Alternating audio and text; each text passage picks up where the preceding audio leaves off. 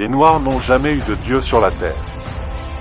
Durant toute leur existence, ils ont été chassés, traqués et exécutés.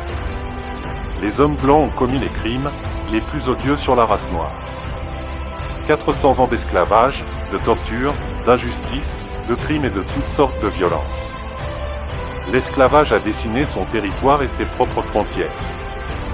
Voilà un monde où la domination, la violence et le profit ont imposé leur route. L'esclavage n'a pas commencé dans les champs de coton, c'est une tragédie beaucoup plus ancienne qui se joue depuis l'aube de l'humanité.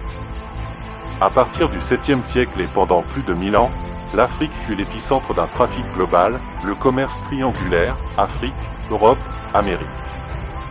Libyens, Peuls, Mandins, Diola, Songais, Sozo, Akan, Yoruba, Ibo, Somali, Yao. Toutes ces ethnies étaient victimes des actes de barbarie et de pratiques illégales sur l'être humain. Plus de 100 millions de Noirs ont été déportés, vendus et réduits en esclavage. Ce système criminel a façonné le monde et l'histoire. La mémoire du continent africain est irrémédiablement marquée par ces pratiques odieuses. Nul ne conteste aujourd'hui que la traite négrière est à l'origine du retard économique de l'Afrique noire, car les Africains, pour la plupart, des jeunes valides transportés, en tant qu'esclaves auraient pu être des producteurs et des consommateurs.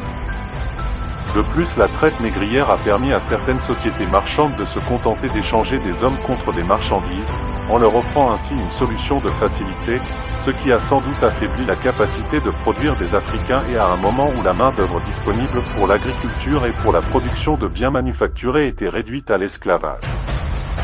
C'est l'une des raisons de l'effacement des pays africains lors de l'expansion capitaliste européenne.